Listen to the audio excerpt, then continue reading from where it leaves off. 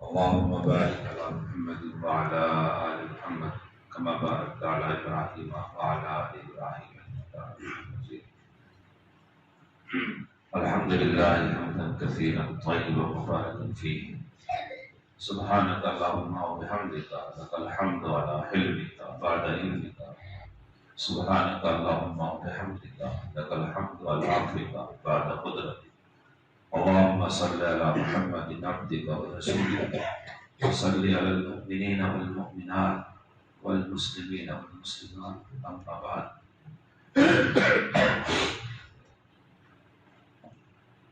بھائیوں، بزرگوں اور دوستوں، آپ کے شہر میں اور اس مسجد میں عبدالعلام بھائی کی وجہ سے بار بار میرا آنا ہوا ہے، رمضان میں بھی اور غیر رمضان میں بھی۔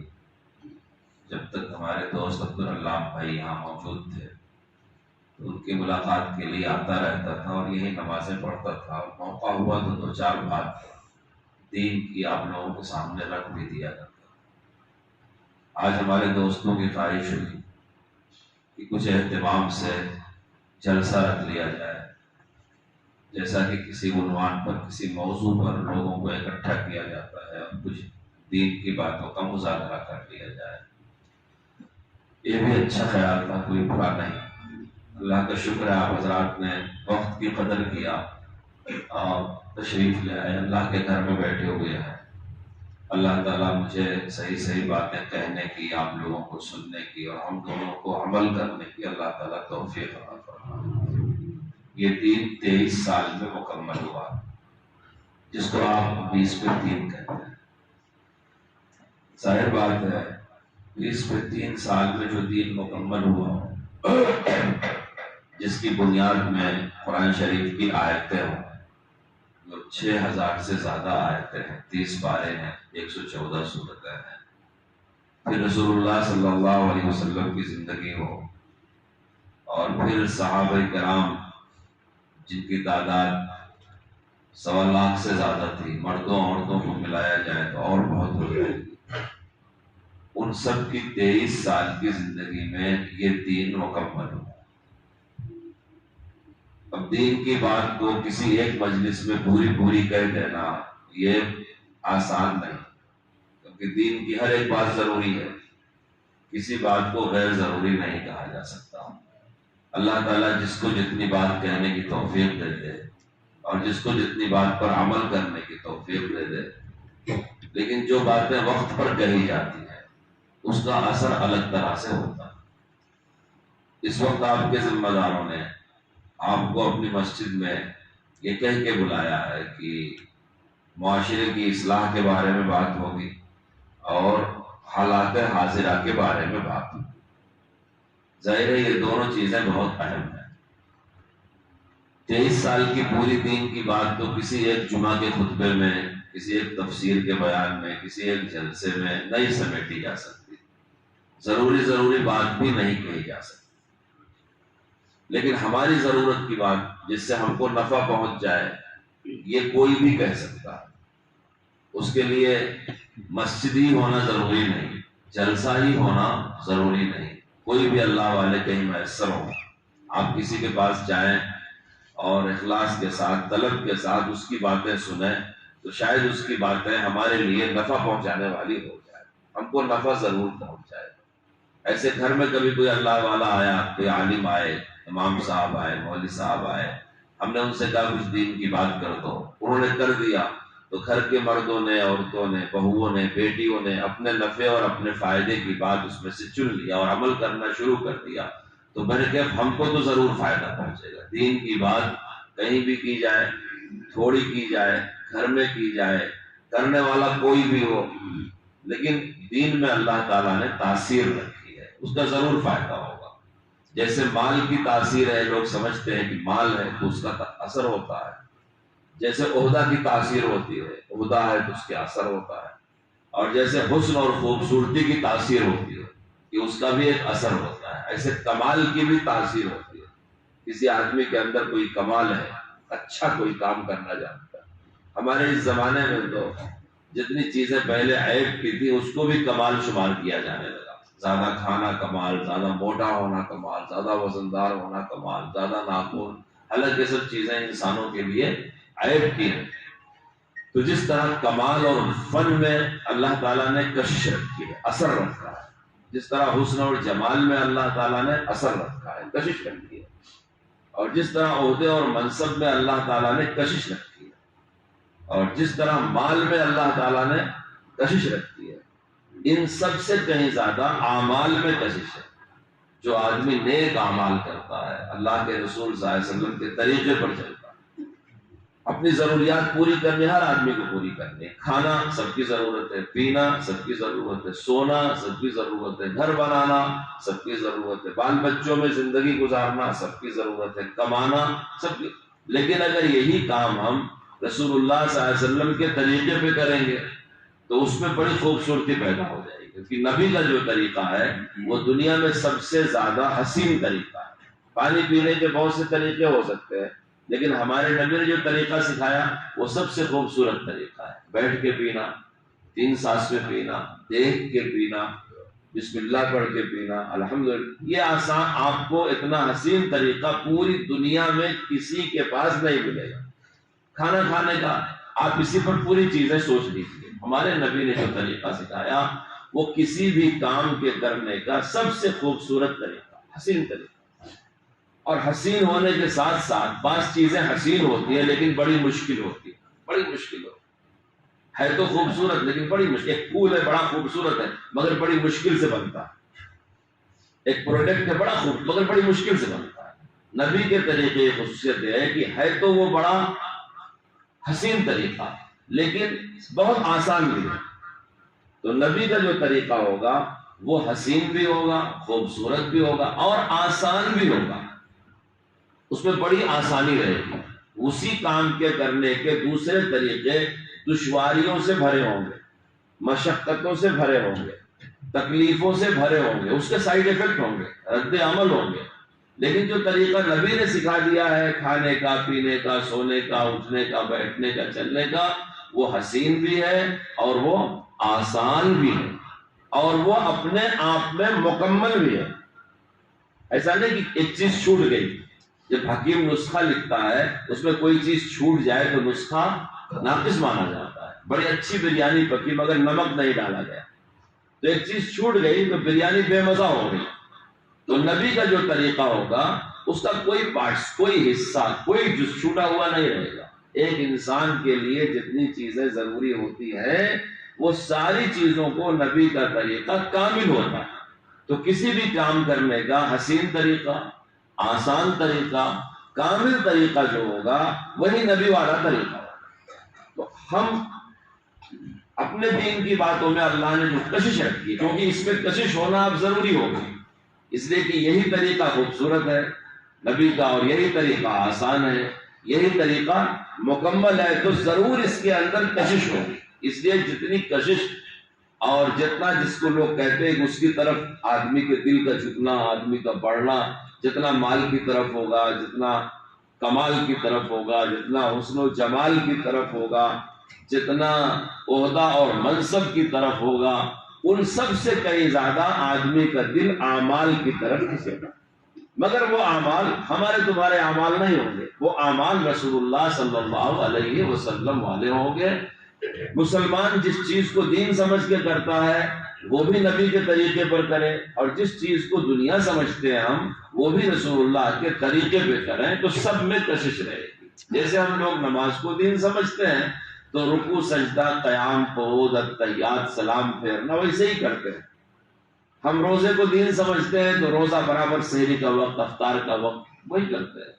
ہم عید کو دین سمجھتے ہیں تو عید کی وہی تکبیریں ہیں، وہی گاؤں سے باہر جانا ہے، وہی نئے کپڑے پہننا ہے. ہم قربانی کو دین سمجھتے ہیں تو بکرا سال بھر کا ہو، صحت مند ہو، دانت نہ ٹوٹے ہو، لنگڑا نہ ہو، لولا نہ ہو، سب.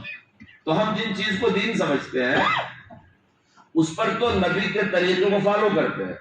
میں اس کے بعد کی بات کہتا ہوں کہ جس چیز کو ہم دنیا سمجھتے ہیں، جیسے کھانے کو اپنی دنیا سمجھتے ہیں کہ بھائی کھانا جانور بھی کھاتا ہے، ہم کو بھی کھانا ہے، مومن بھی کھاتا ہے، کافر بھی کھاتا ہے. کھانا تو سب کی ضرورت ہے، جس کو ہم پہننا کہتے ہیں، تن چھپانا، یہ تو سب کی ضرورت ہے۔ کیا مومن، کیا کافر، کیا اللہ کے دوست، کیا اللہ کے دشمن، سب کو تن چھپانا ہے، سب بدن چھپاتے ہیں۔ گھر بنانا، شادی بیاہ کرنا، سونا جاگنا، کاروبار کرنا، کمانا، کھانا، خرچہ کرنا، یہ تو ہم ایک عام انسانی ضرورت سمجھتے ہیں، لیکن مسلمان وہ ہے جو اپنی ان عام ضرورتوں میں بھی رسول اللہ صلی اللہ علیہ وسلم کے طریقے کو فالو کرے۔ پھر وہ جہاں کہیں بھی رہے گا، دنیا والوں کی اس کی طرف کھنچاؤ رہے، کشش رہے گی۔ ہر مخلوق، ہر انسان، اپنا ہو چاہے پرایا ہو، وہ آپ کا عاشق ہوگا، آپ کا احترام کرے گا، آپ سے محبت کرے گا، آپ سے تعلق جوڑے گا، آپ کے لیے اس کے دل میں جگہ رہے گی، اس کے دل میں آپ کے لیے نرمی رہے گی، پیار و محبت۔ یہ آپ کے وجہ سے نہیں ہوگی، یہ انہی اعمال کی وجہ سے ہوگی جو محمد رسول اللہ کی نقل ہم اور آپ کریں گے، خریدنے میں، بیچنے میں، ناپنے میں، تولنے میں۔ یہ ہے مسلمانوں کی معاشرت۔ نماز روزہ کو کہا جاتا ہے مسلمانوں کی عبادت، لیکن خریدنے کو، بیچنے کو، گھر بنانے کو، شادی بیاہ کرنے کو، پڑوس کے ساتھ رہنے کو، لین دین کرنے کو، کپڑے پہننے کو، کھانے پینے، سونے کو، یہ کہا جاتا ہے مسلمانوں کی معاشرت، سوشل زندگی، جسے ہم کہتے ہیں سوشل زندگی۔ اسلام نے سب سے زیادہ سوشل خدمت پر، خدمت خلق پر سب سے زیادہ اسلام نے توجہ دی۔ حضرت رسول اللہ صلی اللہ علیہ وسلم نے فرمایا ہے کہ جو پیٹ بھر کے کھا کے سو جائے اور اس کا پڑوسی بھوکا ہو، وہ مومن نہیں ہو سکتا۔ حضرت رسول اللہ صلی اللہ علیہ وسلم نے فرمایا کہ اپنے گھر کی دیوار اتنی اونچی نہ کرو کہ تمہارے پڑوسی کے گھر کی ہوا رک جائے۔ حضرت رسول اللہ صلی اللہ علیہ وسلم نے ارشاد فرمایا کہ اپنے گھر میں جو سالن پکاتے ہو، اس کی خوشبو سے تمہارے پڑوسی کو اذیت نہ دو۔ حضرت رسول اللہ صلی اللہ علیہ وسلم نے فرمایا کہ وہ آدمی مومن نہیں، وہ آدمی مومن نہیں، وہ آدمی مومن نہیں۔ صحابہ نے کہا کون ہے رسول اللہ؟ فرمایا کہ جس کا پڑوسی اس سے مطمئن نہ ہو۔ یہ جتنی میں نے حدیثیں روایت کی ہیں اور بیان کیا، اس میں کہیں مسلمان کے پڑوسی کا مسلمان ہونا شرط نہیں ہے۔ پڑوس میں مسلمان ہو تب وہ ہم سے مطمئن رہے، یہودی ہو، عیسائی ہو، کافر ہو، تب ایسا نہیں۔ پڑوس میں مسلمان ہو تب ہمارے کھانے سے اس کو تکلیف نہ پہنچے، اور کوئی غیر مسلم ہو تو نہ، ایسا نہیں۔ اپنے گھر کی دیوار ہم اونچی کریں گے، پڑوس میں مسلمان ہوگا، اس کی ہوا رک جائے گی، روشنی رک جائے گی تو غلط ہے، غیر ہوگا تو ایسا کہیں گے۔ جتنے بھی پڑوسیوں کے حقوق کی حدیثیں اور رسول اللہ کی سنتیں اور رسول اللہ کے طریقے ہیں، کہیں بھی حضرت محمد رسول اللہ صلی اللہ علیہ وسلم نے مذہب کی اپنے پرائے دوست اور دشمن کی قید نہیں لگائی، بلکہ قرآن کریم تو صاف کہتا ہے کہ جس نے تم سے دشمنی کیا ہے اس سے تم حسن سلوک پیش کرو۔ فَإِذَا الَّذِي بَيْنَكَ وَبَيْنَهُ عَدَاوَةٌ كَأَنَّهُ وَلِيٌّ حَمِيمٌ۔ رسول اللہ کے اس طریقے میں، رسول اللہ کی اس کردار میں، رسول اللہ کی اس اخلاق میں، ان کے اسوہ میں اتنی کشش، اتنی کشش، اتنی تاثیر ہے کہ جس کو تم دشمن سمجھ رہے ہو، اگر اس کے ساتھ بھی نبی والا رویہ اپناؤ گے، فَإِذَا الَّذِي بَيْنَكَ وَبَيْنَهُ عَدَاوَةٌ كَأَنَّهُ وَلِيٌّ حَمِيمٌ، تو تمہارے اور اس کے درمیان جو دشمنی ہے وہ تمہارا جگری دوست بن جائے گا۔ خالی دوستی نہیں بنے گا بلکہ جگری دوست بن جائے گا۔ اس کردار کی ضرورت صرف نمازیوں کو نہیں ہے، صرف دعوت و تبلیغ والوں کو نہیں ہے، صرف مؤذن صاحب، امام صاحب کو نہیں ہے، ہر مسلمان کو، وہ دیہاتی ہو، شہری ہو، کسان ہو، رعیت ہو، نوکری کر رہا ہو، ملازمت کر رہا ہو، سب کے سب کو ضرورت ہے کہ وہ اس کردار کو اپنائیں۔ اسی کا نام ہے اصلاح معاشرہ۔ کہ آدمی اگر دکان میں بیٹھا ہوا ہے تو اچھا کردار لے کر کے بیٹھا، اچھا کیریکٹر لے کر کے بیٹھا رہے تو اس سے پورے بازار والے محبت کریں۔ اب اگر فرق ہی نہیں ہے دونوں میں، تو ہمارے نزدیک اگر کردار کی حیثیت ہی نہیں ہے، کوئی کیریکٹر کی اخلاق کی حیثیت ہی ہمارے نزدیک نہیں رہ گئی ہے، سب کچھ پیسہ اور دولت ہو گئی ہے۔ جھوٹ کیوں بول دیا؟ 4 پیسوں کے لیے۔ دھوکہ کیوں دے دیا؟ 4 پیسوں کے لیے۔ مال میں ملاوٹ کیوں کر دیا؟ 4 پیسوں کے لیے۔ کم کیوں تولا؟ 4 پیسوں کے لیے۔ نقلی مال کیوں دیا؟ 4 پیسوں کے لیے۔ فراڈ کیوں کیا؟ 4 پیسے. قانون کے خلاف کیوں کیا؟ 4 پیسوں کے لیے. بلوں میں چوری کیوں کیا؟ 4 پیسوں. تو جب مسلمان کا یہی معیار ہو جائے گا، نمک سے کھانے میں لذت آتی ہے، جب نمک ہی نمکین نہیں رہ گیا تو بریانی میں لذت کہاں سے آئے گی؟ تو یہ مسلمان جس کے پاس رسول اللہ صلی اللہ علیہ وسلم کا کردار تھا، اس کا معاشرہ ایسا تھا اور اس کو اسی معاشرے پر چلنا تھا. اس اخلاق کی ضرورت امام سے لے کر کے آخری صف کے مسلمان اور نمازی تک، شہر سے لے کے دیہات تک، دادا پر دادا سے لے کے نواسے اور پوتے تک، مرد عورت سے لے کر کے بہو بیٹی تک، ہر آدمی جو کلمہ پڑھنے والا ہے اس کو اسی کردار کی ضرورت ہے اور اسی کردار میں کشش ہے، کھچاؤ. یہی کردار لوگوں کو اپنی طرف کھینچتا ہے اور ہمارا اخلاق ہی ہمارے لیے بہت بڑا قلعہ اور بنا ہے. مسلمان جب اچھا کردار رکھتا، اسی کو اصلاح معاشرہ کہتے ہیں. جب مسلمان اچھا کردار رکھتا ہے تو وہ اچھے کردار کی عزت بھی کرتا ہے. مسلمان بہادر ہے اس لیے بہادری کی عزت بھی کرتا ہے. مسلمان سچا ہے اس لیے سچائی کی عزت بھی کرتا ہے. مسلمان دھوکہ نہیں دیتا اسی لیے وفاداری کی عزت بھی کرتا ہے. اسی ملک میں ایک بادشاہ گزرا ہے لگ بھگ 1000 سال پہلے، ان کا نام محمود غزنوی.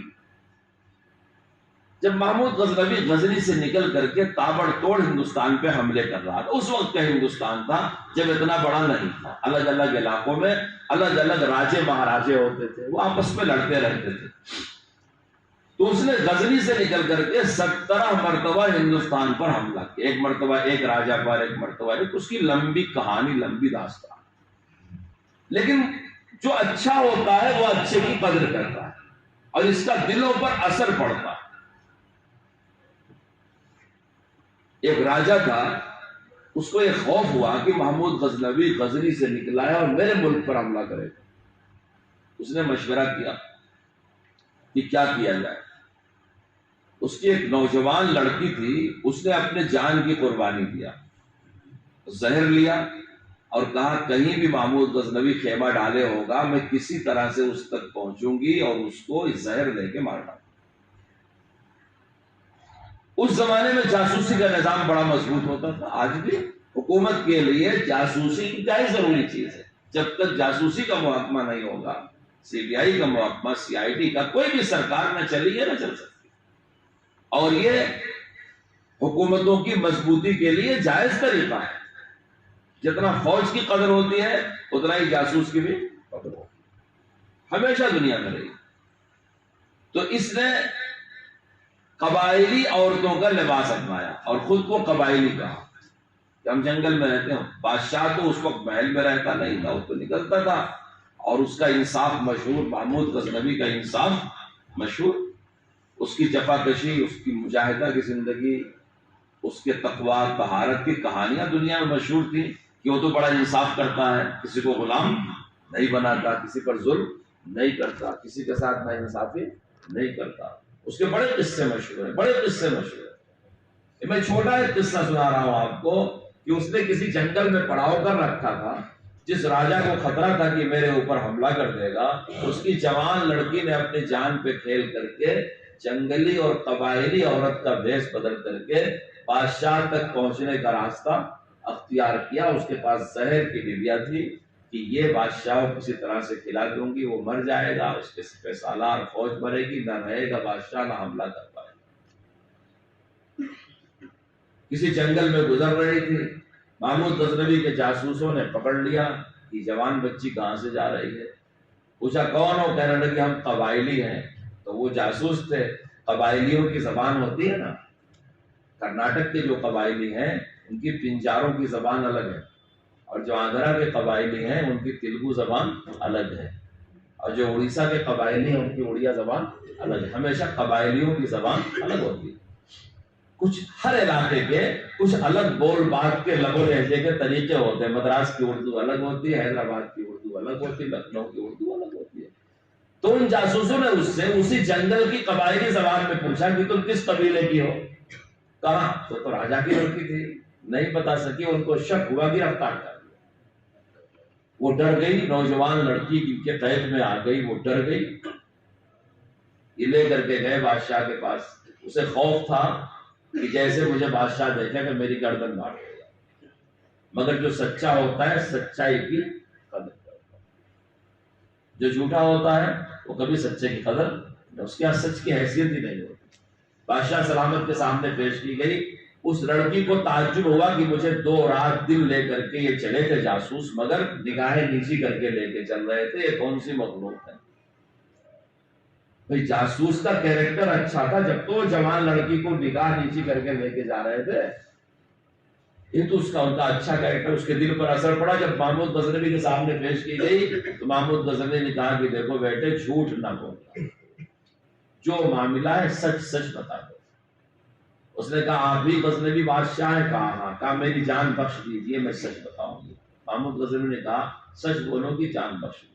اس نے ڈبیا نکالا اندر سے، کہا اس میں زہر ہے، میں فلاں راجا کی لڑکی ہوں، اور جب آپ کی فوج گزری تو میرے باپ کو خطرہ ہوا کہ میری سلطنت پر حملہ کریں گے، اس نے مشورہ بلایا، میرا باپ، میں نے جان پہ کھیل کر کے یہ زہر آپ کے لیے تیار کیا، آپ کو کھلا کے مار ڈالا۔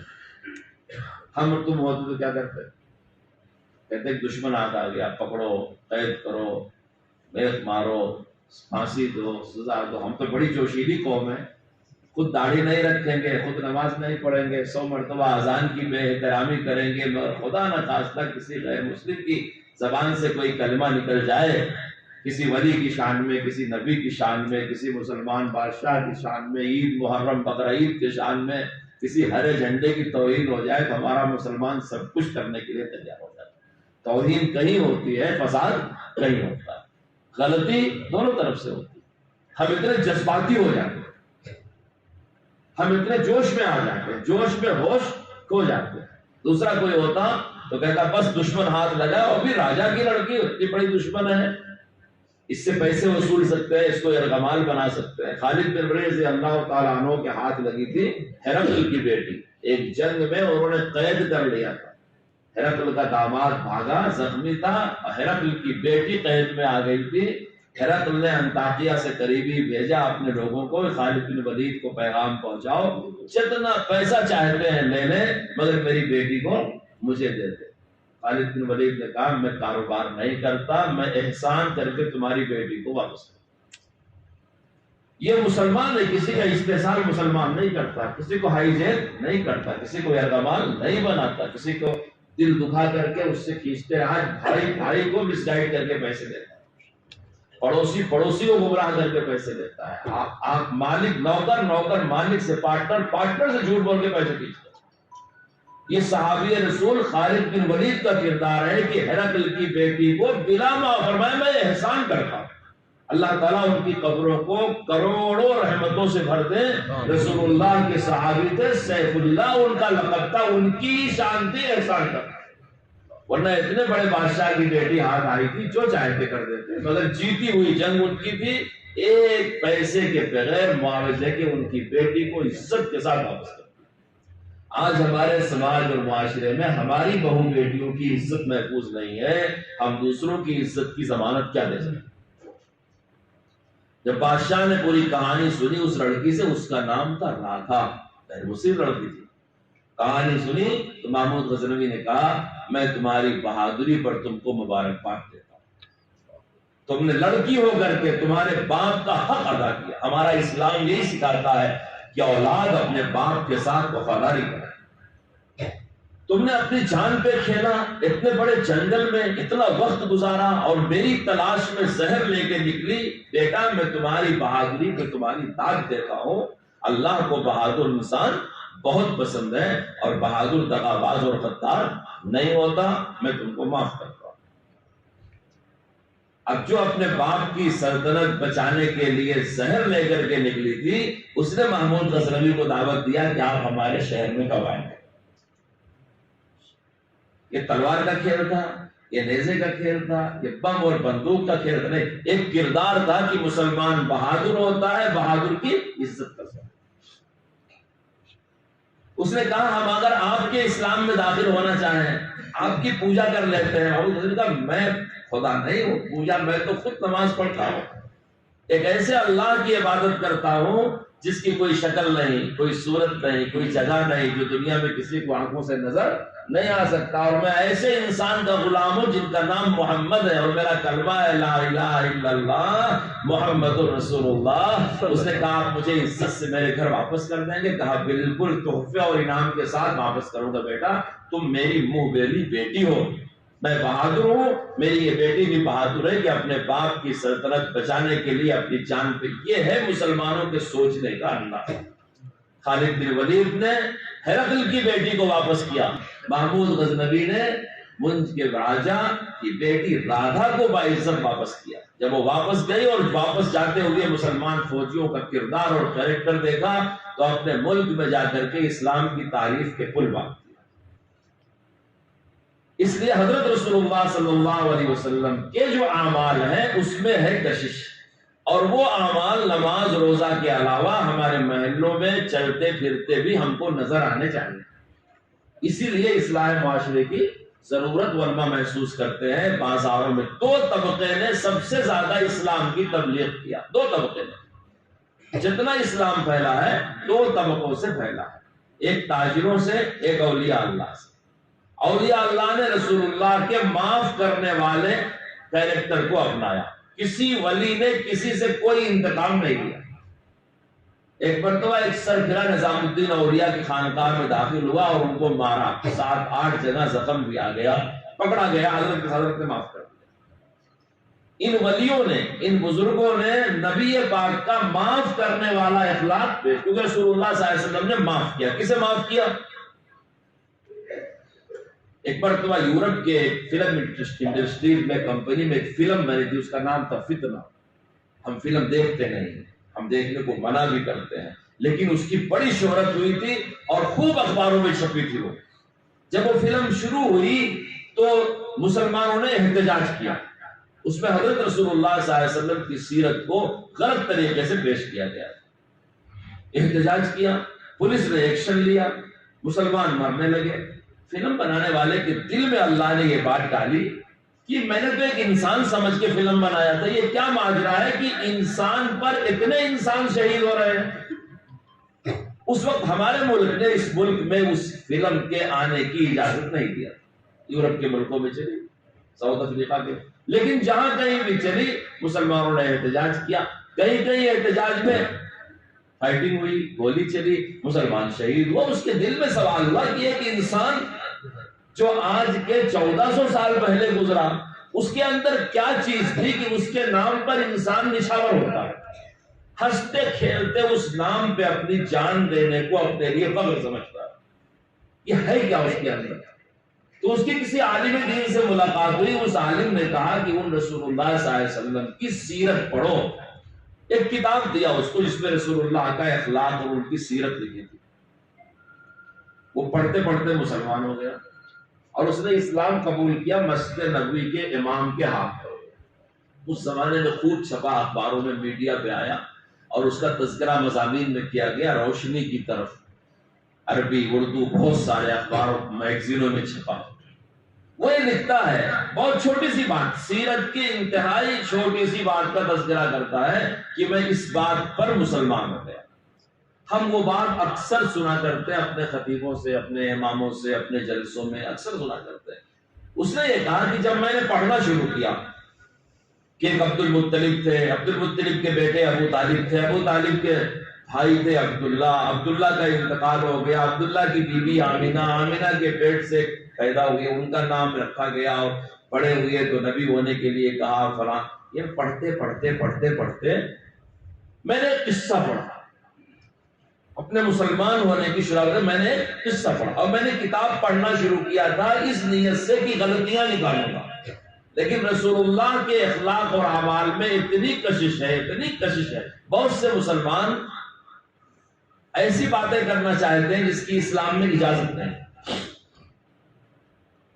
گویا وہ یہ سمجھتے ہیں کہ رسول اللہ کے طریقے میں کشش جب آئے گی، جب ساتھ میں باجا بجایا جائے گا، میوزک بجائی جائے گی، شو کیا جائے گا، چراغا کیا جائے گا، گلاب پاش چھڑکا جائے گا، اور پتہ نہیں کیا کیا نہیں، نبی پاک صلی اللہ علیہ وسلم کے کردار میں ذاتی طور پر اتنی کشش ہے کہ وہ پھول کا، عطر کا، خوشبو کا، لائٹ کا، نعروں کا، باجوں کا، میوزک کا، تالیوں کا کسی کا محتاج نہیں، چونکہ وہ میرے نبی کا کردار ہے، اس کو کسی کے سپورٹ کی ضرورت نہیں ہے، وہ ڈائریکٹ دلوں پر اثر کرتا ہے۔ اس نے کیڑا نکالنے کی نیت سے، غلطی نکالنے کی نیت سے کتاب پڑھنا شروع کیا تھا، لیکن اس قصے پہ پہنچا کہ وہ محمد الرسول اللہ اپنے گھر سے خانہ کعبہ کے پاس عبادت کے لیے جاتے رہتے تھے۔ راستے میں ایک بڑھیا رہتی تھی، وہ مستقل یہ طریقہ اختیار کیے ہوئے تھی کہ آپ جہاں سے گلی میں سے گزرتے تھے وہ نوکیلے نوکیلے پتھر وہاں لا کر کے ڈال دیا کرتے، آپ کے پیر میں چبھے، آپ لڑکھڑائیں، آپ کو تکلیف ہو، اسے معلوم تھا کہ اتنے وقت نکلیں گے اور جائیں گے، اور اپنے گھر کا پورا کچرا سمیٹ کر کے لے کے بیٹھی رہتی تھی اوپر، آپ جیسے ادھر سے گزرتے تھے وہ ڈال دیا کرتے، اور یہ ایک دن نہیں، آئے دن ہوتا رہتا۔ اس کا مشغلہ بڈھی عورتوں کی ضد بڑی خراب ہوتی ہے، حدیث شریف میں ہے کہ ایسا دین اپناؤ کا دین العجائز، جیسے بڑھیوں کا دین، کیونکہ بڑھیا عورتیں جو چیز طے کر لیتی ہیں، ہماری اماں ہیں 85 سال 90 سال قریب عمر ہے، تو ہمارے گھر میں کچھ پکتا ہے تو امام صاحب کو بھیجتی ہے، جو مسجد کے امام صاحب ہیں ہمارے گاؤں میں، تو ہم لوگ کہتے ہیں اماں ہم عالم ہیں، وہ بھائی عالم ہے، وہ بہن حافظ ہے، ہم کو کھلا دو پہلے، مگر ان کے دماغ میں ہے کہ سب سے پہلے امام صاحب کو کھلائیں۔ کوئی آتا ہے حج عمرے سے تو نکال، کوئی سامان ہوا عید نکال دیا امام صاحب کوئی بھی ہو، کمیٹی والے بدلتے رہتے آتے، مگر جو امام صاحب اور بچوں کے پڑھانے والے مولوی صاحب مکتب کے ہیں، اور جب فصل کٹ کر کے آتی ہے، آلو آیا، پیاز آئی، فلاں آئی تو اسے بھی بھیجتے تھے۔ تو یہ بڑھیوں والا دین ہے کہ بڑھیا جو چیز دین کو سمجھ لیتی ہے وہ پھر چھوڑتی نہیں، تو بڈھی عورتوں کی ضد بڑی خراب ہوتی ہے۔ وہ بڑھیا لگاتار رسول اللہ کے ساتھ یہ حرکت کرتی تھی،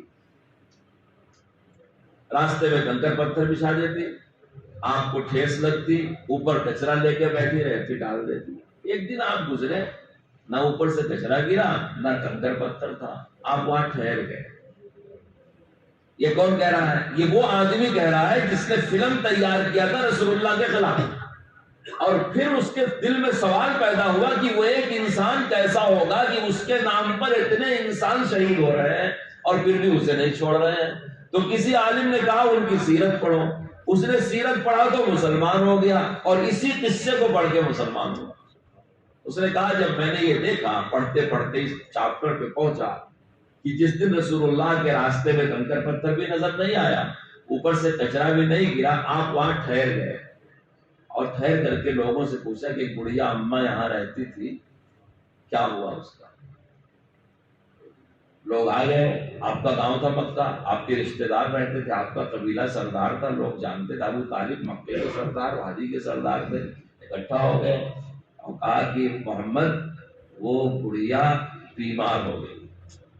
اب کوئی میرے جیسا مولوی صاحب ہوتا تو بولتا دیکھا اللہ والوں کو ستانے کا نتیجہ، امام صاحب کی شان میں گستاخی کر دیا، امیر صاحب کی، حاجی صاحب کی شان میں، دیکھا اللہ نے جب انتقام لے لیا۔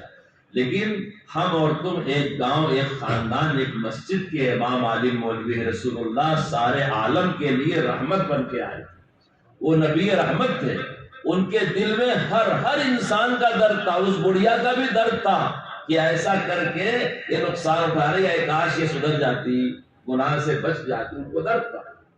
جب لوگوں نے کہا کہ بیمار ہے، آپ نے اس کے گھر کا راستہ پوچھا، پیچھے سے راستہ تھا، آپ گئے اور آپ نے اس کو اماں کہہ کے مخاطب کیا، کہا ماں طبیعت کیسی ہے، اپنے آپ کو اکیلا نہ سمجھنا، اگر کوئی خدمت کرنی ہو تو میں حاضر ہوں۔ وہ فلم بنانے والا کہتا ہے کہ جب میں نے یہ قصہ پڑھا تو میرا کفر اندر سے ٹوٹ گیا کہ اتنا بڑا حوصلہ معاف کرنے کا اسی انسان میں ہوگا جو سچا نبی ہے۔ اور پھر میں نے یہ طے کیا کہ اب میں چھپتا چھپاتا مدینہ انہی کے شہر میں جاؤں گا اور انہی کی مسجد کے امام کے ہاتھ پہ کلمہ پڑھوں گا، پھر میں مسلمان ہوں۔ تو محمود غزنوی نے ایک کردار اپنایا معاف کرنے والا، خالد بن ولید نے ایک کردار اپنایا معاف کرنے والا، اولیاء اللہ نے رسول اللہ کا وہی کردار اپنایا، معاف کرنے والا، کہ دشمنوں کو معاف کرو، بدخواہوں کو معاف کرو، گالی دینے والوں کو۔ تو آج جب امام صاحب مسجد میں تقریر کرتے ہیں کہ آپس میں معاف کرو بھائیوں کو، تو لوگ بولتے ہیں ہم کو بزدلی سکھائی جاتی ہے۔ اگر یہ تقریر کرے کہ انتقام لے لو، اینٹ کا جواب پتھر سے دو، ایسا کرو اور ویسا کرو، برسنا شروع کرے، لوگ خوب خوش ہوتے ہیں، واہ واہ واہ واہ، بڑی اچھی بات ہے۔ لیکن ہم جس کا کلمہ پڑھتے ہیں اس نبی کی زندگی معاف کرنے سے بھری ہوئی ہے، اس نے کبھی کسی سے انتقام نہیں کیا، خدا کا حکم جاری کیا، اللہ کا حکم تھا چور کا ہاتھ کاٹو، زانی کو پتھر مارو، تلوار اٹھاؤ، اللہ کے راستے میں جہاد کرو، ہجرت کرو، خدا کے حکم پر عمل کیا، لیکن اپنی ذات کے لیے کبھی کسی سے انتقام نہیں کیا۔ مسلمان تو مسلمان، ایک یہودی آیا، اس کی دکان سے رسول اللہ صلی اللہ علیہ وسلم سامان منگایا کرتے تھے مہمانوں کے لیے، اس نے وقت سے پہلے تقاضا کرنا شروع کیا، اس کے دل میں بغض تھا، ذلیل کرنا چاہا چار آدمیوں میں، مدینے میں آ کے زور زور سے بولنے لگا کہ آپ وقت پر نہیں دیتے، وقت پر نہیں دیتے۔ حضرت عمر نے سختی سے اس کا جواب دیا، اللہ کے رسول نے حضرت عمر کو ڈانٹا، کہا عمر اس کا حق ہے، اِنَّ لِصَاحِبِ الْحَقِّ مَقَالًا، اس کا حق ہے، ہاں اس کو حق مانگنے کا طریقہ نہیں آتا، وہ وقت سے پہلے سختی کرنے آ گیا، تم کو چاہیے تھا مجھ سے کہتے کہ وقت پر دے دو، اور اس سے کہتے کہ حق مانگنے کا یہ طریقہ نہیں ہے، اس کو سکھانا تمہارا فرض تھا، اس کو ڈانٹنا نہیں چاہیے۔ یہ کون فرما رہے ہیں؟ محمد رسول۔ اور کس کے بارے میں کہہ رہے ہیں؟ جو دکاندار یہودی ٹائم سے پہلے پیسہ مانگنے آ گیا۔ تو اولیاء اللہ نے رسول اللہ کے معاف کرنے والے کیریکٹر کو اپنایا، ان سے اسلام بہت پھیلا۔ اور دوسرا طبقہ جس سے اسلام پھیلا ہے وہ تاجر ہے، کیونکہ یہ دونوں سماج میں رہنے والے، دونوں معاشرے میں۔ امام صاحب بیان کرتے ہیں مسجد میں، سنتے ہیں نمازی لوگ، جلسے میں لوگ وضو کر کے ٹوپی لگا کر کے آتے ہیں، کوئی مولوی صاحب بیان کرتے ہیں، سنتے ہیں طلب رکھنے والے۔ ایک بہت بڑا طبقہ ہے جو بازاروں میں ہے، نہ اس کی امام سے پہچان ہے، نہ امیر سے پہچان ہے، نہ دائی سے پہچان ہے، نہ گاؤں کے بزرگوں سے کسی سے تعلق، تو ہاتھ ہی نہیں آتا، اس گلی سے دیکھ کر کے بھاگ جاتا۔ ایک بہت بڑا طبقہ مردوں عورتوں کا ہمیشہ ایسا رہا۔ تو مسلمان نماز پڑھتا ہے مسجد میں، حج کرتا ہے حرم میں، روزہ رکھتا ہے اتنی خاموشی سے کہ نہ بتائے تو کوئی جان بھی نہیں سکتا، زکات دینے والا مسلمان، زکات لینے والا مسلمان، اس کے لیے ایمان شرط ہے۔ یہ اسلام کی عبادات کا شعبہ ہے۔ لیکن جو دعوت اسلام کی پھیلی ہے اولیاء اللہ کے اخلاق سے اور تاجروں کے معاملے سے۔ تاجر بازار میں رہتا تھا، وہ ملاوٹ نہیں کرتا، کم نہیں تولتا تھا، کم نہیں ناپتا تھا، وعدہ خلافی نہیں کرتا تھا، دھوکہ نہیں دیتا تھا۔ شروع میں جب کیرالہ میں تابعین تجارت کے لیے آئے تو وہاں کا راجہ غیر مسلم تھا۔ کیرالہ کے تاجروں نے اس سے احتجاج کیا کہ پوری مارکیٹ پہ ان کا قبضہ ہوتا چلا جا رہا ہے۔ اس نے جاسوسوں کو بھیجا کہ جا کے دیکھو کہ ان میں اور ان میں فرق کیا ہے۔ یہ راجہ چیرمال پریمان کا بھانجا تھا، اس بھانجے کو اس کے جاسوس نے رپورٹ دیا کہ ہمارے جو کیرالوی تاجر ہیں وہ یہ کالی والی مرچ رات کو شبنم میں پھیلا دیتے ہیں، صبح کو بازار میں ترازو لے کر کے بیٹھتے ہیں تاکہ شبنم کی تھیم سے وزندار ہو جائے، اور یہ جو آتے ہیں ساحل سمندر سے، عرب کے بحر عرب کے اس پار سے، یہ سکھا کر کے بیچتے ہیں۔ اگر انہوں نے کسی کو فروخت کر دیا مال اور اس نے بورا 1-2 دن کے بعد اٹھایا تو اس سے کہتے ہیں دوبارہ تول لو، اگر کچھ کم ہو گیا ہوگا تو اتنا پیسہ کم کر دو۔ اگر یہ پیسہ نہیں دے پاتے تو اپنا مال اسے دے دیتے ہیں کہ میں نے تم کو آج پیسہ نہیں دیا ہے، یہ میرا مال تمہارے قبضے میں رکھ لو، زندگی کا کیا بھروسہ ہے، اگر میں زندہ رہا تو کل تمہارا مال ادا کروں گا، ورنہ میرا یہ مال بیچ کے تمہارا پیسہ لے لینا، بچت پیسہ میرے وارثوں کو واپس کر دینا۔ وہ جب لین دین کرتے ہیں لکھ کے کرتے ہیں، اور ان کی دکان سے جو گزرتا ہے وہ اس کو خیرات بھی دیتے رہتے ہیں، اور خیرات دینے میں یہ نہیں پوچھتے کہ یہ فقیر مسلمان ہے یا غیر مسلم ہے، اور جتنا محصول راجہ کا بنتا ہے خود لا کر کے راجہ کے منشی کو دے دیا کرتے کہ ہم نے تمہاری بازار کے پانی سے، سائے سے، دکان سے، راستے سے فائدہ اٹھایا ہے، اس کا یہ محصول ہے، یہ خزانے میں داخل کر۔ اور جتنی ہماری قوم کے تاجر ہیں وہ کالی مرچ کو شبنم میں سکھاتے ہیں، محصول بچاتے ہیں، 2 دکان کو 1 بتاتے ہیں، بازار میں لے لیتے ہیں، اگلے ہفتہ نظر نہیں آتے۔ مال بیچنے والا دیہاتی ان کو ڈھونڈ ڈھونڈ کر کے پریشان ہو جاتا ہے۔ پورا مال لیتے ہیں، رقم ادھوری ادا کرتے ہیں۔ یہ رپورٹ دیا تو اس نے اعلان کیا کہ پوری مملکت میں ان کو کاروبار کرنے کی اجازت ہے، کوئی ان کو روک نہیں سکتا۔ میں آپ سے پوچھتا ہوں، کیا آج یہ سارے کام مسلمان نہیں کر رہے؟ کیا اپنے مال کو، خراب مال کو، حضرت رسول اللہ صلی اللہ علیہ وسلم ایک مرتبہ بازار سے گزرے، ایک شخص گیہوں بیچ رہا تھا ڈھیر لگا کر کے، آپ نے اندر ہاتھ ڈال دیا، نکالا تو ٹھیم لگی ہوئی تھی، فرمایا من غش فلیس منا، اوپر سوکھا ہوا گیہوں اندر نرم گیہوں، فرمایا جو دھوکہ دے وہ ہمارا نہیں ہو سکتا۔ اپنے مال کا عیب پتہ کر کے بیچو۔ سب سے زیادہ اسلام کی تبلیغ ان تاجروں نے کیا ہے جو بازار میں بیٹھتے تھے اور رسول اللہ کا معاملہ دنیا کے سامنے کردار۔ آج حال یہ ہے میرے دوستو، جیسے مسلمان بادشاہوں کے تاج میوزیم میں رکھے ہوئے ہیں، جیسے ان کے ہتھیار میوزیم میں رکھے ہوئے ہیں، ایسے ہماری سوشل زندگی، بازار کی زندگی کہانیوں کی شکل میں کتابوں میں، لائبریریوں میں رکھی ہوئی ہے، ہمارے محلوں میں نظر نہیں آتی، ہمارے گھروں میں نظر نہیں آتی۔ ایک دوسرے سے بدگمانی، بے اعتمادی، ایک دوسرے سے حسد، ایک دوسرے کی خودخواہی۔ تعجب ہوتا ہے کبھی کبھی عورت کسی ولی صاحب کے پاس جا کر کے عامل صاحب سے کہتی ہے کہ میرا شوہر مجھ سے محبت نہیں کرتا، تعویذ دے دو۔ 3-4 بچے پیدا ہو گئے، آج بھی شوہر کے محبت کی تعویذ جھونکتی چلتی ہے، جس کے ساتھ رہتی ہے اس سے بدگمانی۔ شوہر کہتا ہے میری بیوی مسخر نہیں رہتی، مجھے کوئی وظیفہ بتا دو۔ بھائی بھائی کے بارے میں جاتا ہے، ایک ماں باپ کے پیٹ سے پیدا ہوئے ایک دوسرے پر بھروسہ، بھائی کو بہن کا بازو، بھائی کو بھائی کا بازو کہا گیا۔ گھر میں بچیوں کی، بہنوں کی بڑی قدر، بڑی عزت کی، فضیلت کی روایتیں آئی ہوئی ہیں، اس گھر کی وہ نعمتیں اور برکتیں ہیں۔ بیویوں کی بڑی فضیلت آئی ہوئی ہے کہ تمہارے بچوں کی جنت ہے، تمہارے گھر کی مالکہ ہے، تمہارے مال کی محافظہ ہے۔ اللہ کے رسول صلی اللہ علیہ وسلم اس دنیا سے پردہ فرمانے لگے تو آپ کے ہونٹ کے قریب کان لے جا کر کے سنا ازواج مطہرات نے، تو آپ فرما رہے تھے استوصوا بالنساء خیرا، اے لوگوں عورتوں کے بارے میں مجھ سے اچھی وصیت قبول کرو۔ اب مرد سمجھتا ہے کہ میں نکاح کر کے لایا ہوں تو میرے ہاتھ غلام اور باندھی لگ گئی، اور وہ یہ سمجھتی ہے کہ بس یہ میرے ہاتھ میرا غلام اور باندھی ہے، میرا نوکر ہڑکارا ہے۔ نتیجہ یہ ہے کہ بھائی بھائی میں بدگمانی، اعتماد نہیں، پارٹنر میں یہ ساری مصیبت اس لیے آئی ہے کہ ہم نے رسول اللہ صلی اللہ علیہ وسلم والا کیریکٹر اور کردار چھوڑ دیا۔ اگر ہم اس اخلاق اور اس کردار کو اپناتے ہیں تو ہمارے ہر عمل میں کشش ہو، ہر عمل میں کشش ہو، وہ کردار اپنی طرف پوری دنیا کو کھینچتا۔ حدیث شریف میں آیا ہے جب کوئی مومن انتقال کرتا ہے تو اس کی جدائیگی میں وہ زمین روتی ہے جہاں وہ رہا کرتا تھا، وہ دیوار روتی ہے جس پر وہ ٹیپ لگاتا تھا، وہ چیزیں روتی ہیں جو وہ استعمال کرتا تھا۔ یہ کیوں ہے؟ کیونکہ مومن کا وجود کائنات کے ہر ذرے کے لیے اللہ کی رحمت ہے۔ مومن کبھی پھلدار درخت کو نقصان نہیں پہنچاتا۔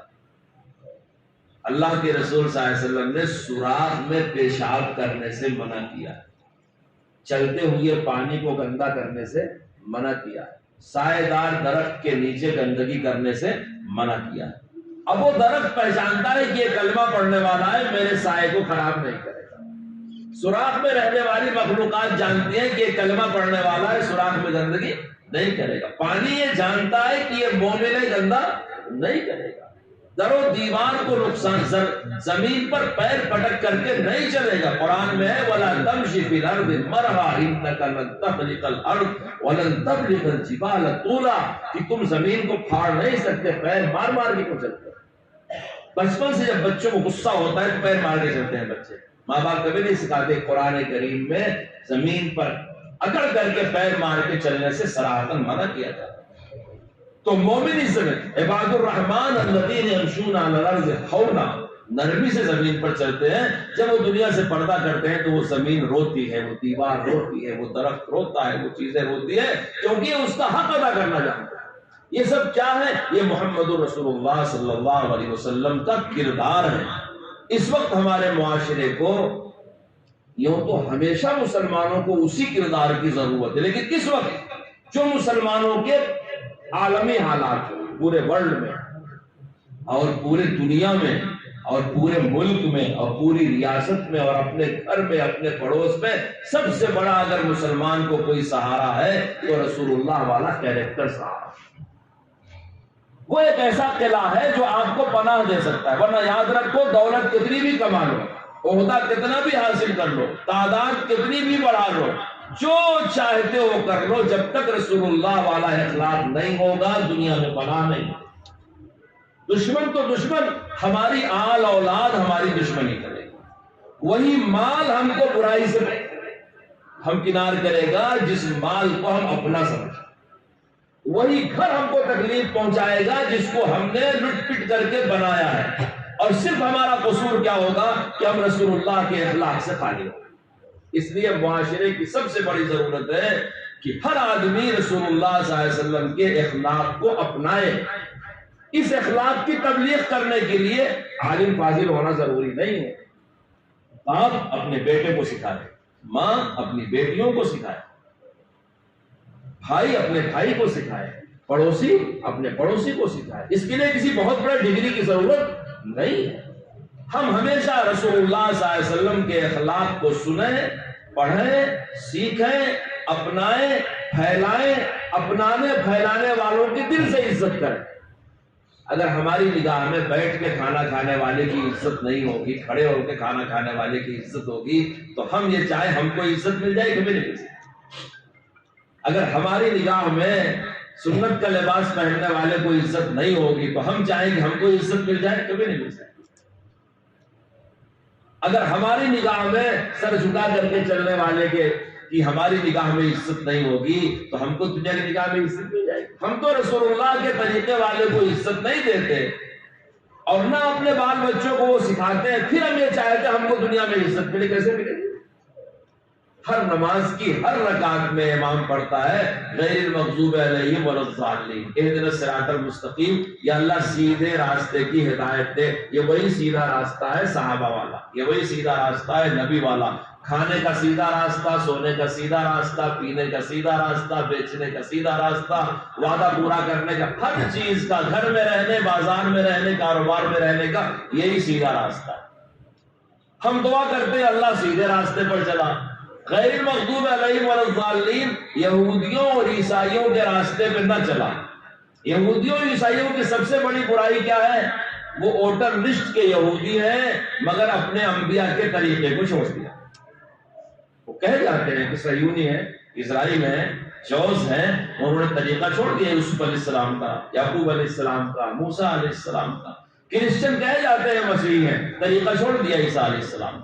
اسی لیے ہر نماز کی ہر رکعت میں امام یاد دلاتا ہے غیر المغضوب علیہم ولا الضالین. نہ یہودیوں کا راستہ اللہ آپ سے مانگ رہے ہیں، نہ عیسائیوں کا راستہ، کیونکہ انہوں نے اپنے نبی کا راستہ چھوڑ دیا. اہدنا الصراط المستقیم، آپ سے سیدھے راستے کی ہدایت مانگتے ہیں. صراط الذین انعمت علیہم، ان کا راستہ جن پر تیرا انعام نازل ہوا.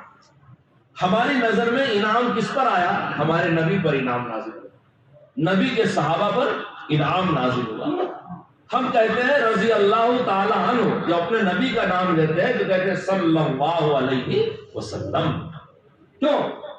اس کا مطلب ہے کہ اللہ کروڑوں کروڑوں رحمتیں نازل فرمائے محمد رسول اللہ، اس لیے کہ ان کا طریقہ اللہ کو پسند ہے. ہم جب صحابی کا نام لیتے ہیں تو کہتے ہیں رضی اللہ تعالی عنہ، اللہ ان سے راضی ہو. ہم جب کسی ولی کا نام لیتے ہیں کہتے ہیں رحمت اللہ علیہ، ان پر. کیسا مسلمان ہے جس پر اللہ کی کروڑوں رحمتیں نازل ہوں اس کا طریقہ چھوڑتا ہے؟ جس کے بارے میں خود زبان سے کہتا ہے رضی اللہ تعالیٰ عنہ، اللہ اس سے راضی ہو، اس کے طریقے سے نفرت ہے. جس کو یہ خود کہتا ہے رحمت اللہ علیہ کہ اللہ کی ان پر رحمت ہو، ان کے خود طریقے کو چھوڑتا ہے. جو ہماری نظر میں ان کا طریقہ پیارا اور محبوب اور عزت والا نہیں ہے، تو ہم کیوں عزت والے ہو سکتے ہیں، ہم کیوں محبوب ہو سکتے ہیں؟ ہم تو اس دھرتی پر بوجھ بن کر کے رہیں گے. ہمارا جرم یہ ہوگا ہم نے اپنے نبی کو چھوڑ دیا. اس لیے بات بعض تقریر اور پروگرام کی نہیں ہے، بات انتہائی سیدھی سادی ہے. جس طرح ہم نماز پڑھتے ہیں خانہ کعبہ کی طرف ہو کر کے، مسجد بنی ہوئی ہے خانہ کعبہ کی طرف، ہر مومن کہتا ہے رخ میرا خانہ کعبہ کی طرف، رخ میرا کعبہ شریف کی طرف. جس طرح نماز میں اگر کوئی آدمی اپنا منہ ادھر سے ادھر پھیر دے، دنیا کا ہر مسلمان کہے گا تیری نماز نہیں ہے. اسی طرح سماجی زندگی میں اگر ہمارا رخ صحابہ سے ہٹ گیا، اولیاء سے ہٹ گیا، رسول اللہ کی بیٹیوں سے ہٹ گیا، ان کی بیویوں سے ہٹ گیا، تو صاف صاف بات ہے کہ ہم سماجی زندگی میں اپنے دین سے مرتد ہو چکے ہیں، کیونکہ ہمارا سماج ان کے طریقے پر نہیں. اس لیے سب سے بڑی ضرورت مسلمانوں کو ہے کہ وہ صحابہ کا تذکرہ پڑھیں، صحابیات کا تذکرہ پڑھیں، ان کے کیریکٹر کو اپنائیں. شیخ الحدیث مولانا زکریا صاحب رحمۃ اللہ علیہ نے فضائل اعمال میں جہاں صحابہ کرام کی حکایات لکھی ہیں، وہاں حضرت عمر کا ایک قصہ لکھا ہے. آپ سنتے ہوں گے، گھروں میں آپ کی کتاب پڑھی جاتی ہے. قصہ لکھا ہے کہ حضرت عمر ایک دن رات کو گشت کرتے کرتے مدینے کے باہر، میں جب یہ قصہ پڑھتا ہوں میرے رونگٹے کھڑے ہو جاتے. باہر گئے تو دیکھا ایک دیہاتی آیا ہوا ہے، پریشان ہے. ایک خیمہ ہے، خیمے کے اندر سے آہ آہ کراہنے کی آواز آ رہی. اس سے پوچھا کون ہو، کہاں سے آئے ہو، اور یہ آواز کیسے؟ اس نے کہا جاؤ میاں اپنا کام. وہ آواز کیسی تھی؟ وہ آواز تھی اس کی بیوی کو ولادت ہونے والی. ہر آدمی اپنے دماغ میں تھوڑی دیر کے لیے یاد کرے کہ ماں جب بچہ جنتی ہے اسے کتنی تکلیف. اس لیے اسلام میں ماں کا درجہ بڑا ہے. باپ جنت کا دروازہ ضرور ہے، لیکن ماں کے پیر کے نیچے جنت ہے. ایک صحابی آئے، پوچھا یا رسول اللہ میں حسن سلوک کس کے ساتھ کروں؟ اور میں امت تیری ماں کے ساتھ. پھر پوچھا یا رسول اللہ میں حسن سلوک کس کے ساتھ کروں؟ اور میں امت تیرے ماں کے ساتھ. نبی پاک کا طریقہ ایسا تھا، صحابہ جس طرح سے بات کرتے رسول اللہ اسی طرح جواب دیتے، مسکرا کر کے، خوش ہو کر کے. ان کا دل، کسی مومن کا دل خوش کرنا بہت بڑی عبادت ہے. آج ہم کبھی اس کا خیال نہیں کرتے کہ ہماری بات سے کس کا دل ٹوٹا، کس کا دل خوش ہوا. صبح سے شام تک ہم کتنے دل توڑتے ہیں معلوم نہیں، حساب ہی نہیں. تو انہوں نے کہا رسول اللہ میں حسن سلوک، اچھا برتاؤ کس کے ساتھ کروں؟ میں امت تمہاری ماں کے ساتھ. پھر چوتھی مرتبہ پوچھا، کیونکہ وہ تو جواب چاہ رہے تھے باپ کے بارے میں بھی. بہت سے بچوں کو باپ سے محبت ہوتی ہے، بہت سے بچوں کو ماں سے محبت ہوتی ہے. یہ مناسبت کی بات ہے. تو چوتھی مرتبہ رسول اللہ نے فرمایا باپ کے ساتھ. نبی پاک کی کوئی بات بے وجہ نہیں. محدثین فرماتے ہیں آپ نے ماں کا نام 3 مرتبہ لیا. اس کی وجہ یہ ہے کہ 3 کام ایسا ہے جو ماں تنہا انجام دیتی ہے، کوئی اس کا شریک نہیں. پہلا کام حملت ہو کرہا وبات ہو کرہا. ماں پیٹ میں رکھتی ہے، باپ پیٹ میں نہیں رکھتی. ولادت کی تکلیف ماں برداشت کرتی ہے، باپ برداشت نہیں کرتی. اور اس کے بعد حملہ و فصالہ ثلاثون شہرا، دودھ کی شکل میں اپنا خون جگر ماں پلاتی، باپ نہیں پلاتی. جو کہ ماں 3 کام ایسا کرتی ہے کہ دنیا میں کوئی مرد کر ہی نہیں سکتا. اسے رسول اللہ نے 3 بار ماں کا حق یاد دلایا، امت امت امت، کی ماں کے ساتھ اس نے سلوک کرو. جب ماں امید سے ہوتی ہے تو بہت ساری چیزیں اس لیے نہیں کھاتی کہ بچے کو تکلیف. جب بچہ دودھ پیتا ہے تو بہت کچھ اس لیے ترک کر دیتی ہے کہ دودھ کا اثر ہوگا بچے کو تکلیف. اس لیے ماں کی بد دعاؤں سے بچنا چاہیے. آج کل ہمارے سماج میں ماں باپ کی قدر نوجوان بچے نہیں کرتے، اور جو بچے تھوڑا بڑا دین سے لگے ہوئے ہیں وہ سمجھتے ہیں میری تو معافی ہو گئی، اب میں چلے میں چلا گیا میری معافی ہو گئی، میرے ابا داڑھی والے نہیں ہیں، میں چلے میں جا کے داڑھی والا ہو گیا تو ابا سے بڑا دیندار ہو گیا.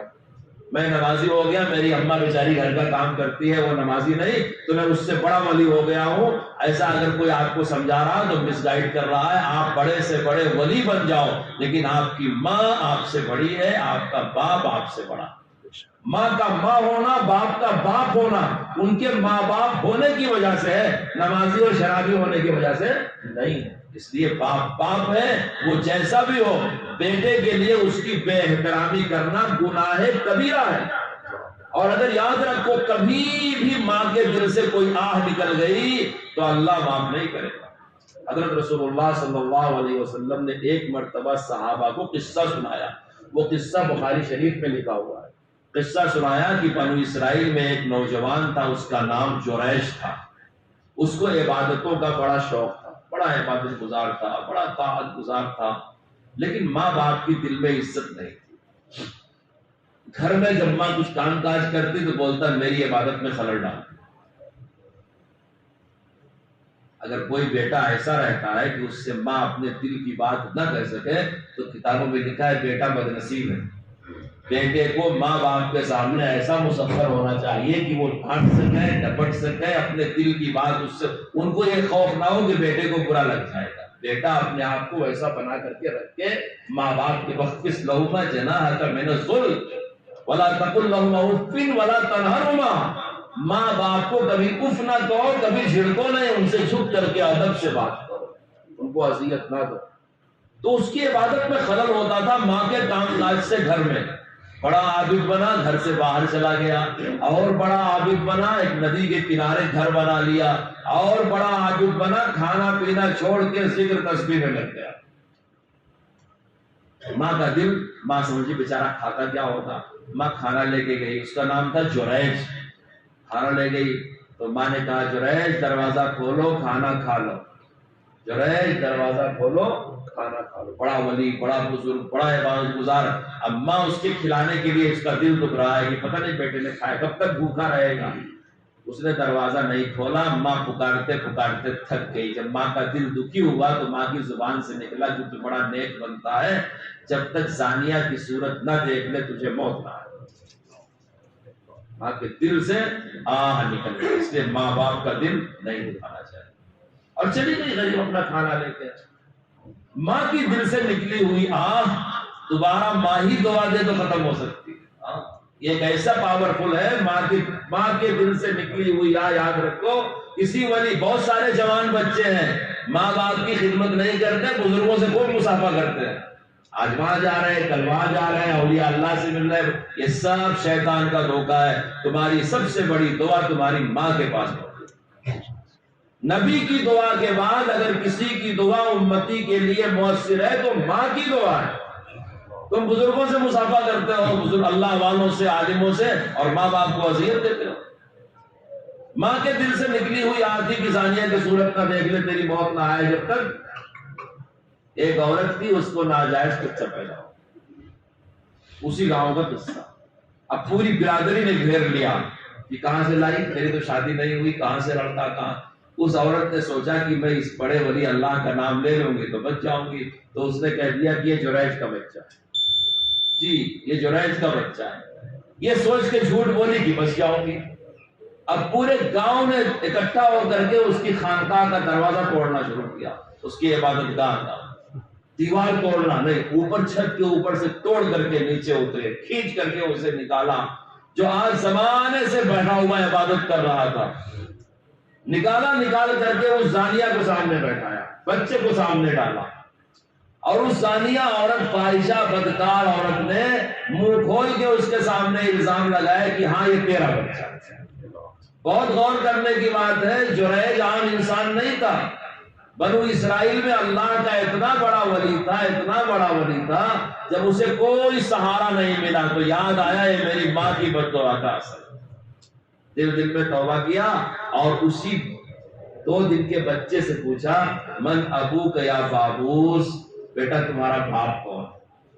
2 دن کا بچہ بولتا ہے. بخاری شریف کی روایت ہے وہ دودھ پینے والا چند دن کا بچہ بولا، کہا میرا باپ فلاں چرواہا ہے. اس عورت نے اپنے عاشق کو بچانے کے لیے اس ولی کا نام لے لیا تھا.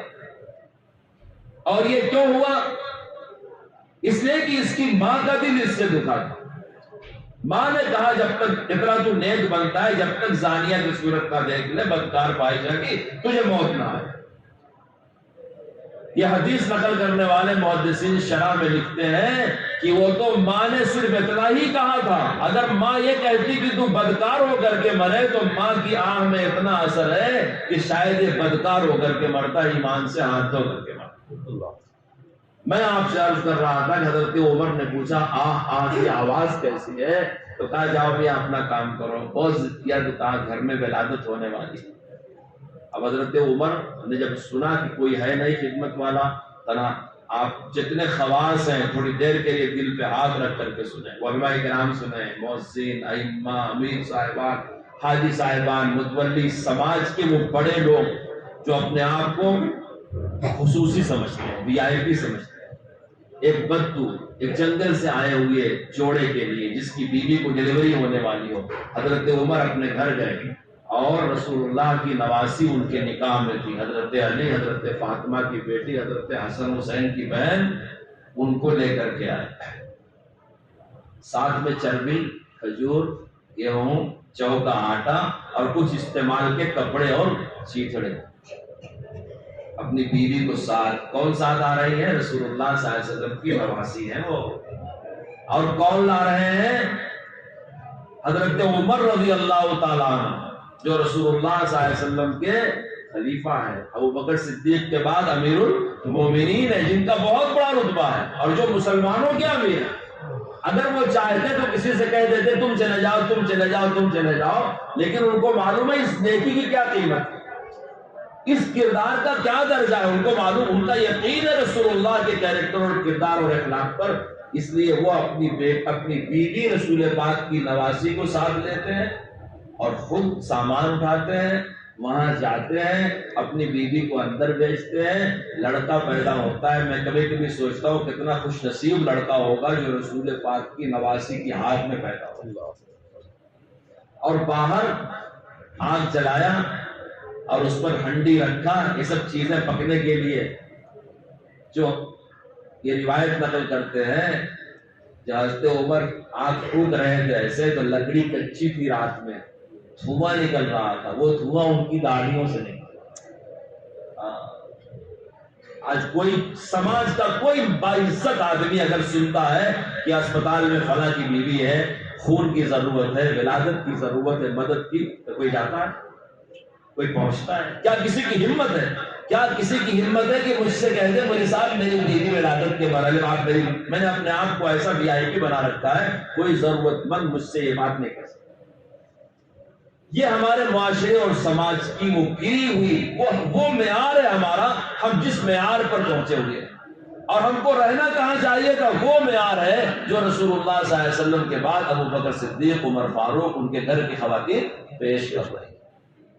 اس بدو کو، اس دیہاتی آدمی کو نہیں معلوم کہ امیر المومنین ہے. وہ تو بیچارہ یہ پلان لے کے آیا ہے کہ آ گیا ہوں مدینے میں، مسجد نبوی میں جاؤں گا، پھر امیر المومنین سے ملاقات کروں گا، اپنی ضرورت رکھوں گا اور مدد ملے گی.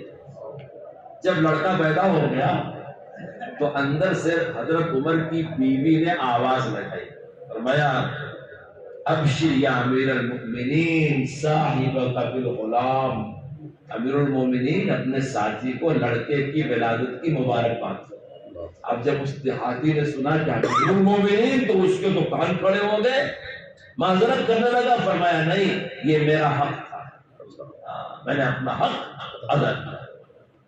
اس لیے میرے دوستو، ہمارا سماج اور ہمارا معاشرہ ایک دوسرے کی مدد کا ہونا چاہیے، اور مدد کرنے میں ہم کو گھر، خاندان، ذات پات، مذہب کے دائرے سے اوپر اٹھ کر کے مدد کرنا چاہیے. مسلمان دنیا کے لیے نفع بخش بن کر کے آئے. آپ اس دنیا کے لیے نفع بخش رہیں گے، دنیا آپ کو سر پر بیٹھائے گی. اس لیے آپ کے آج کے پروگرام میں اصلاح معاشرے کے ساتھ ساتھ حالات حاضرہ بھی لکھا ہوا ہے. جب حالات حاضرہ کی بات آتی ہے تو لوگ سمجھتے ہیں صحیح بات ہے، بہت کچھ گڑبڑ ہو رہا ہے، زمین تنگ ہو رہی ہے، اسلام اور مسلمانوں کے مسائل سے کھلواڑ کی جا رہی ہے. کوئی نہ کچھ بھی بات ہے، ہاتھ کے پھوڑے کو آئینے میں دیکھنے کی ضرورت نہیں. لیکن افسوس یہ ہے کہ مسلمانوں کی اکثریت پڑھے لکھے سمجھدار لوگوں کی اکثریت بھی ان حالات حاضرہ پہ رد عمل کی منتظر رہتی ہے۔ لوگ ہم سے بھی پوچھتے ہیں ایکسا سول کوڈ کا ایجنڈا پیش ہو گیا، کیا رد عمل ہے، آپ کا کیا ریئیکشن ہے؟ فلاں کام ہو گیا، امت کے لیے کیا پیغام ہے، فلاں ہوا۔ میرے دوستو، جس کو ریئیکشن کہتے ہیں، صرف ریئیکشن سے کام نہیں ہوتا، اسے رد عمل کیسے؟ رد عمل سے نہیں، مستقل اسلام نے ہم کو عمل کی دعوت دیا۔ وقتی طور سے کسی ایجنڈے پر شور شرابہ کر دینا اور اپنے اصل عمل کو چھوڑ دینا، یہ ہم کو کامیاب نہیں کر سکتا۔ ہم اور ہمارے علماء کرام امت کے ہر طبقے کو مستقل عمل کی دعوت دیتے ہیں۔ ہمیشہ یاد رکھو، پانی دیا جاتا ہے جڑ میں اور پھل اور پھول لگتے ہیں شاخوں میں۔ کبھی آپ غور کرتے ہیں، کسان کو کوئی بے عقل کہتا ہے کہ تو جڑ میں پانی دے رہا ہے، جڑ میں پانی دیتا ہے، پھل پھول شاخ میں لگتا ہے، پتے ہرے ہوتے ہیں شاخوں میں۔ آپ یہ سمجھتے ہیں ایک معاملہ آیا، اس پر ریئیکشن کرتے، اس پر رد عمل کرتے۔ کسی نے کوئی بیان دیا، امام صاحب بھی ایک بیان دیتے ہیں، ایک ریزولوشن ہمارے بارے میں پاس ہوا، ہم بھی کچھ پاس کرتے ہیں۔ یہ وقتی اور جذباتی رد عمل اب تک آپ کو نقصان پہنچاتے رہے، پورے ورلڈ میں، پوری دنیا میں، پورے ملک میں، پوری ریاستوں، پورے مقام میں پورے اعتماد کے ساتھ کہتا ہوں، وقتی رد عمل آپ کو ضرور نقصان پہنچائے گا، کبھی جزوی نفع بھی ہو سکتا ہے۔ لیکن اتنا بڑا اسلام، اتنا بڑا مسلمان، 30 کروڑ کی ہماری آبادی، ہم وقتی سوڈے کی گرمی سے جیئیں گے اس ملک میں؟ نہیں، ہمارے پاس تو مستقل شارٹ ٹرم، لانگ ٹرم، قلیل مدتی، طویل مدتی، قلیل میعادی، طویل میعادی، تھوڑے وقفے کے لیے، لمبے وقفے کے لیے ایک کتاب ہونی چاہیے، ایک پالیسی ہونی چاہیے۔ بہت سارے نوجوان اپنے علماء پر زبان کھولتے ہیں، جماعتوں پر، قائدین پر، بزرگوں پر جذباتی ہوتے ہیں، ان کو معلوم نہیں کہ اللہ والے علماء کرام، ان کے پاس امت کے لیے مستقل آئے عمل ہے۔ آپ کو یقین آنا چاہیے کہ پانی جڑ میں دیں گے تو پھل شاخوں میں لگے گا۔ آپ جڑ میں پانی نہیں دینا چاہتے، شاخوں سے پھل نوچنا چاہتے۔ جس جانور کو کھانا نہیں دیا جائے گا، خالی دودھ نکالا جائے گا، دودھ کے بعد خون آنا شروع ہو جائے گا۔ اس لیے آپ کے مستقل کرنے کے کام یہ ہیں کہ آپ آپس میں اتحاد کے ساتھ رہیں، آپ آپس میں ایک دوسرے کے لیے نفع بخش بنیں، آپ اپنی مشکلات کو سمجھیں، ان مشکلات کو حل کرنے کے لیے اس کے ماہرین سے رجوع کریں۔ ہر آدمی ہر مسئلے کا ماہر نہیں ہوتا، جو چیز جہاں سے حل ہو سکتی ہے۔ ایک بہت بڑی ملک کی صورتحال اس وقت یہ بنی ہوئی ہے کہ لوگ مسلمانوں کو ہر معاملے میں ایجنڈے میں پیش کر دیتے ہیں۔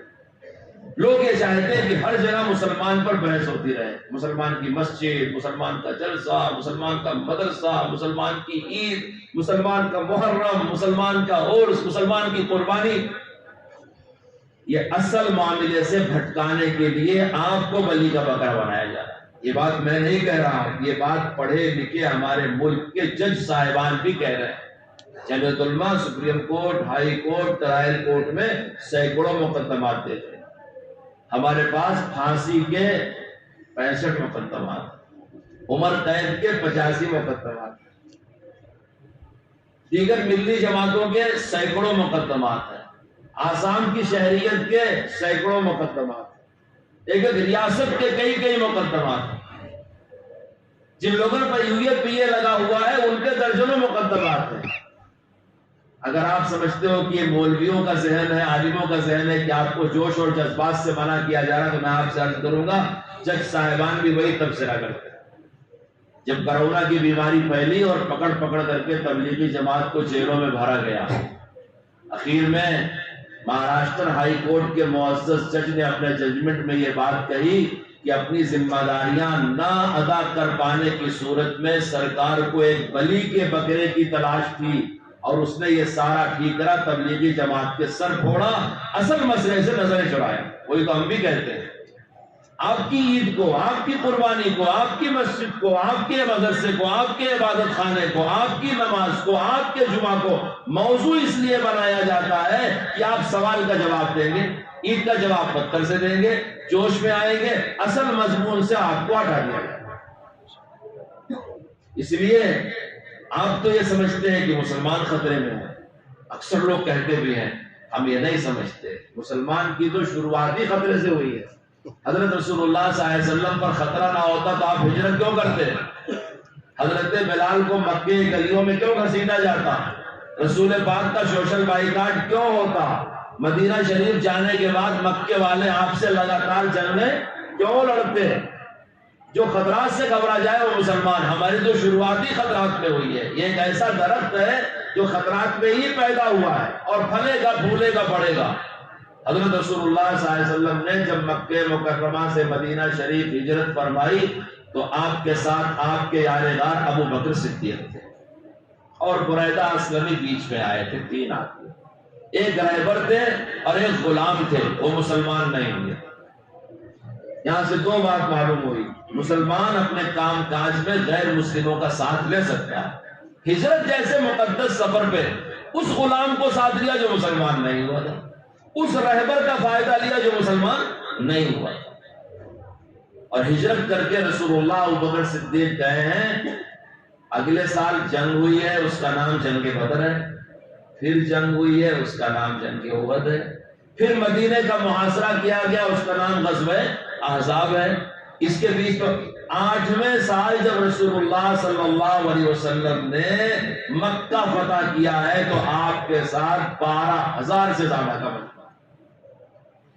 اور اس سے پہلے جب آپ نے صلح حدیبیہ کیا ہے بیعت رضوان لینے والے صحابہ کرام 1700 کے قریب. ایک انسان اور اس کا ایک غار یار ساتھی ابوبکر صدیق مکے سے نکلے ہیں، لیکن 8 سال میں اسلام جنگل کی آگ کی طرح پھیل گیا، کوئی روک نہیں سکا. اس لیے جو مسلمان گھبراتا ہے اسے اسلام کے بارے میں کچھ نہیں معلوم ہے، نہ ہسٹری معلوم ہے نہ دین معلوم ہے. بزدلی اور ایمان ایک دل میں جمع نہیں ہو سکتا. جو مومن ہے وہ بزدل. آپ جن حالات کو حالات کہتے ہیں کوئی حالات نہیں. حالات یہ ہے کہ ہم کردار ہار چکے ہیں. یہ ہے تشویش کی بات. ہم سچ چھوڑ چکے ہیں، جھوٹ بولنے لگے ہیں. ہمارے اندر اتحاد ختم ہو گیا ہے. ہم کیریکٹر لیس ہو گئے ہیں. جس کا کیریکٹر ختم ہو گیا اس کا سب کچھ ختم ہو گیا. آج ہم پر ہماری قوم بھروسہ نہیں کر رہی. ہمارے محمد بن قاسم اس ملک میں آیا، سندھ کے علاقے میں راجہ طاہر کی مملکت میں ملتان کو دارالسلطنت بنایا اور اسلامی پرچم لہرایا. ابھی 100 سال رسول اللہ کو پورے نہیں ہوئے تھے. 93 ہجری کا واقعہ ہے. جب دوبارہ اس کو دمشق سے خط آیا کہ واپس آ جاؤ تو محمد بن قاسم کی عمر 18 سال تھی. مارواڑیوں کی جوان لڑکیاں اس کے گھوڑے کی لگام پکڑ کے کھڑی ہو گئی کہ تم جا رہے ہو، ہماری عزت کس کے حوالے کر دے. تاجروں نے کہا جا رہے ہو، یہ کساد بازاری ہے، رشوت خوری کس کے حوالے کر کے جا رہے ہو. لوگوں نے کہا کہ جا رہے ہو، یہ رہزنی کس کے. کیوں؟ محمد بن قاسم کے آنے سے 2 سال پہلے تک سندھ کے علاقے میں قافلے لوٹے جاتے تھے. سفر کرنے والا سمجھتا تھا میرا مقدر ایک قافلہ لوٹ جائے گا. لوٹتے تھے، مال چھینتے تھے، قتل کرتے تھے، لڑکیاں اٹھا لے جاتے تھے، رشوتیں لیتے تھے، دن دہاڑے قتل ہوتا تھا. 2 سال محمد بن قاسم نے وہ بندوبست کر دیا. قتل بند ہو گیا، رہزنی بند ہو گئی، لوٹ پاٹ بند ہو گئی، زنا بند ہو گیا، چھیڑخانی بند ہو گئی. جب اس کو دمشق سے خط آیا کہ واپس آ جاؤ تو اس کے گھوڑے کی لگام جوان عورتوں نے پکڑ لیا، زیورات سے لدی ہوئی کہ کہاں جا رہے، ہماری عزت کس کے حوالے کر دی. اس نے کہا میں بادشاہ نہیں تھا، ایک سپاہی ہوں، مجھے دمشق سے واپس بلایا گیا ہے. کہا تمہارا بادشاہ کون ہے؟ کہا فلاں. کہا جتنے ہمارے بادشاہ ہیں وہ سب غلام ہیں. کس کے غلام ہے؟ کہا محمد رسول اللہ کے. ان کا کیا کلمہ ہے؟ کہا لا الہ الا اللہ محمد رسول اللہ. جو ایک کلمہ پڑھتا ہے اس کا من تن سب پاک ہو جاتا ہے. یہ کلمہ پڑھنے والا رہزنی نہیں کرتا اور دوسروں کی مدد بھی کرتا ہے. جب جانے والے دن سینکڑوں لوگ اسلام میں داخل ہوئے. ہندو وہم پرست قوم ہوتی ہے. اس نے کہا محمد بن قاسم تو انسان ہو ہی نہیں سکتا، اس کی مورتی بنا کر کے پوجا کرنا شروع. میں کہتا ہوں آج سے 50-60 سال پہلے جب گھر میں رشتے طے ہوتے تھے تو مفتی صاحب کے پاس آتے تھے گھر کے بڑے لوگ کہ مفتی صاحب چچا کی بچی ہے، میں میرے بچے کا رشتہ کرنا چاہتا ہوں. میرا بچہ بولتا ہے کہ بہن کے ساتھ کیسے نکاح ہو. خالہ کی لڑکی ہے، میری سالی کی لڑکی ہے، میرا لڑکا ہے، میں نکاح کرنا چاہتا ہوں. بولتا ہے کہ ہمارا نوجوان اتنا حیادار تھا، اتنا غیرت دار تھا بہن کی محبت اس کے دل دماغ میں ایسی گھسی ہوئی تھی، عورت کا تقدس عظمت اس کے دماغ میں ایسا تھا کہ وہ خالہ کی بیٹی کو بھی سگی ہی بہن سمجھتا تھا، پھوپھی کی بیٹی کو سگی بہن سمجھتا تھا، چچا کی بیٹی کو سگی بہن سمجھتا تھا۔ گھر کے بزرگوں کو اس کو سمجھانا پڑتا تھا کہ نکاح جائز ہے، اور علماء کرام کو بتانا پڑتا تھا کہ یہ نکاح جائز ہے، تم دونوں نکاح کر سکتے۔ 50-60 سال کے بعد اب جو اس دارالفتہ میں سوالات آ رہے ہیں، خالہ زاد بہنوں کو خوف ہو رہا ہے، پھوپھی زاد بہنوں کو خوف ہو رہا ہے۔ ہم دوسروں کی عزت آبرو بچانے والے تھے، آج اپنے گھر کی عزت بچانا ہمارے لیے مشکل ہے۔ اس لیے حالات نہیں، حالات یہ ہے کہ ہم کیریکٹر ہار چکے، اور جب تک یہ حالات کیریکٹر صحیح نہیں ہوں گے، حالات صحیح نہیں ہو سکتے، کیونکہ ہمارے حالات ہمارے اعمال کے تابع ہیں۔ جب ہمارے اعمال عزت والے ہوں گے عزت ملے گی، لعنت والے ہوں گے لعنت ملے گی، محبت والے ہوں گے محبت ملے گی، نفرت والے ہوں گے نفرت ملے گی۔ آج اگر دنیا ہم سے نفرت کر رہی ہے تو اسی لیے ہمارے پاس محبت کی ادائیں نہیں رہ گئی۔ اس لیے میرے دوستو، ہم تو کسی بھی رد عمل کی تعلیم اپنی قوم کو نہیں دیتے۔ ہم کہتے ہیں دشمنی کے بدلے میں محبت پیش کرو، گالی کے بدلے میں دعائیں پیش کرو۔ جیسے تمہارے نبی اور نبی کے صحابہ نے سمجھایا بجھایا، ڈڈیوں میں ہاتھ دیا، خوشامد کیا، اپنے کردار سے جیتے۔ میں نے ابھی نام لیا خالد بن ولید کا، ان کا دشمن تھا ہرقل بادشاہ، اس کی بیٹی قید میں آئی تو بلا معاوضے کے واپس کر دیا۔ ایسے بہادری کے کردار رکھو۔ جیسے میں نے ابھی پیش کیا، حضرت عمر نے خلیفہ ہوتے ہوئے ایک جنگل کے مسافر کی ولادت کے لیے اپنی بیوی کو پیش کر دیا، اور انہوں نے ان کی خدمت کیا۔ یہ شوشربت اور خدمت کا مزاج پیدا کرو تاکہ حالات سے ڈرنے اور گھبرانے کی ضرورت نہیں۔ مستقل مسلمان پختہ ہو، تعلیم میں پختگی ہو، آپس میں اتحاد قائم ہو، مسائل کو سمجھیں، چیزوں کو سمجھیں، گھبران خام خواہ کے واسطے مسلم مسائل کو بحث پہ لا کر کے اصل ایجنڈے سے توجہ ہٹ جاتی ہے۔ ہمارا اصل ایجنڈا کیا ہے؟ بے روزگاری، مزدوری، مزدور کو اپنی مزدوری کا پورا معاوضہ کا نہ ملنا، امن و امان کا قائم نہ ہونا۔ انسان ہمارا اسلام تو یہ چاہ رہا ہے ہم اپنے سے زیادہ دوسروں کی فکر کریں۔ ہم واقعی بھوکے ہیں لیکن ہم دوسروں کو کھلانے کی فکر، جو دوسروں کو نفع پہنچانے کی فکر کرتا ہے اسے خود نفع پہنچتا ہے۔ ہم کو ہمارے نبی نے یہ تعلیم دیا ہے کہ اپنے سے پہلے ہم دوسروں کا خیال کریں، اور آج پوری سیاست ہم کو لا کے گھما کے یہاں چھوڑ رہی ہے، خالی اپنی بات کرو، اپنی مسجد کی بات کرو، اپنے مدرسے کی بات کرو، اپنے قرآن کی بات کرو، اپنے ایمان کی۔ تو بھائی ان مظلوم انسانوں کی بات کون کرے گا؟ ان لٹتے ہوئے قافلوں کی بات کون کرے گا؟ ان بکتے ہوئے انسانوں کی بات کون کرے گا؟ گندا پانی پی کے گزارا کرنے والوں کی بات کون کرے گا؟ بھوکے سونے والوں کی بات کون کرے گا؟ جہالت میں مرنے والوں کی بات کون کرے گا؟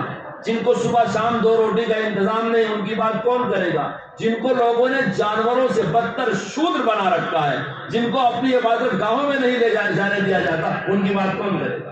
آپ تو مسیحا بن کر کے آئے تھے، آج آپ کو دھوکہ دے کے الجھا دیا گیا ہے، اور اتنا ہم الجھ گئے کہ اپنے علماء سے پوچھتے ہیں کہ آپ کیا کر رہے ہیں۔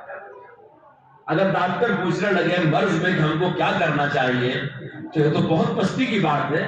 ہم اس دنیا کے لیے نفع بخش بنا کر کے بھیجے گئے تھے، ہم قطعاً ہم اس بات کو تسلیم نہیں کرتے کہ اسلام اور مسلمان خطرے میں ہیں، وہ کب خطرے سے باہر تھے۔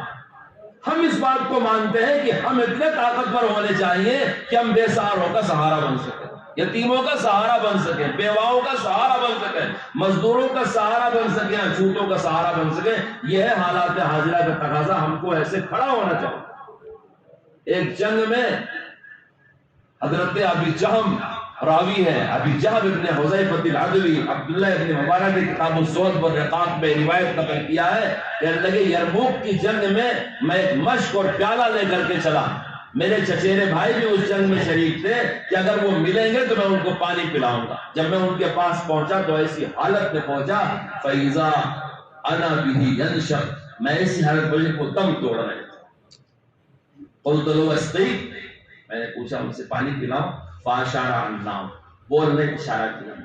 جب میں نے پیالہ بھر کر کے ان کے سامنے پیش کیا تو ان کے کان میں آواز آئی، پڑوس سے ایک آدمی آہ کہہ رہا تھا، فاشارہ ان تلق به الی، انہوں نے پانی نہیں پیا، مجھ سے کہا پہلے اس کو پلا دو۔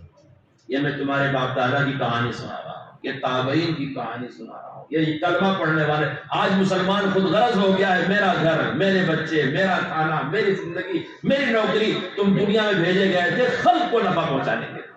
وہ وظیفہ چھوڑ دیا، ذلت، محکومیت، پستی، پریشانی، الجھنوں میں ایسا پھنسے نکلنے کا راستہ نہیں ہے. یہی راستہ نکلنے کا ہے جو ہم کو ہمارے بزرگوں نے بتایا.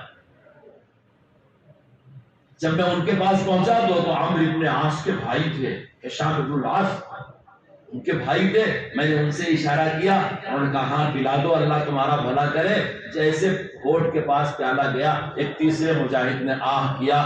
میں ان تک پہنچا تو وہ مر چکے تھے. واپس آیا تو ہشام بھی مر چکے تھے. میں واپس آیا تو میرا چچیرا بھائی بھی مر چکا تھا. مسلمانوں، یہ ہے آئینہ اسلام کا، یہ ہے قرآن کی تعلیم. الذین یسرون علی انفسہم ولو کان بہم خصاصہ. خود اپنی ضرورت روک کر کے دوسروں کی ضرورت پورا کرنا، یہ مسلمان کی صفت.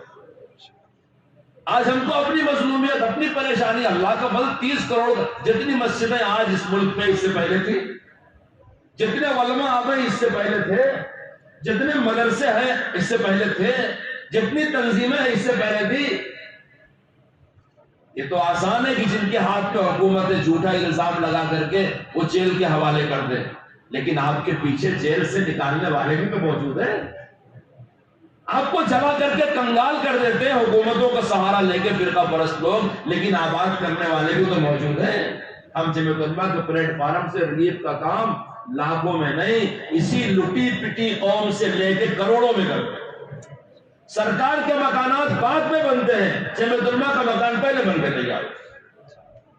آپ کس بات سے بزدل ہو رہے ہیں، پس قیمت ہو رہے ہیں؟ آپ کے آبا اجداد نے وہ چیز چھوڑا ہے، اور آپ کے پاس ایمان کا وہ سرمایہ ہے کہ آپ وقت کی آنکھوں میں آنکھیں ڈال کر کے بات کریں، پستی اور مایوسی کی بات نہ کریں.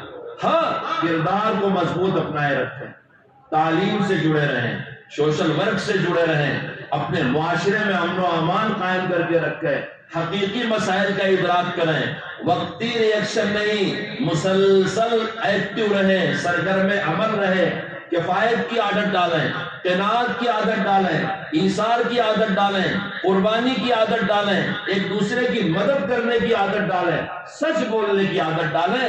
آپ کو کوئی تنگی نہیں ہو سکتی. اگر یہ سارے اخلاق نہیں اپنائے جائیں گے تو اپنے گھر میں بیٹھا بیٹھا کوئی ڈرتا رہے تو اس کا علاج کسی کے پاس نہیں ہے. اس لیے جب حالات حاضرہ کی بات کی جاتی ہے تو ہمارا مسلمان یہ سمجھتا ہے کہ یہ کہا جائے گا کہ ہم لٹ رہے ہیں، ہم پٹ رہے ہیں، ہم مر رہے ہیں، ہم جلائے جا رہے ہیں، ہم کو موب لنچ کیا جا رہا ہے، ہم کو فلاں کیا جا رہا ہے، لڑکیوں. یہ سب مرثیہ پڑھنا بہادر قوم کا کام نہیں.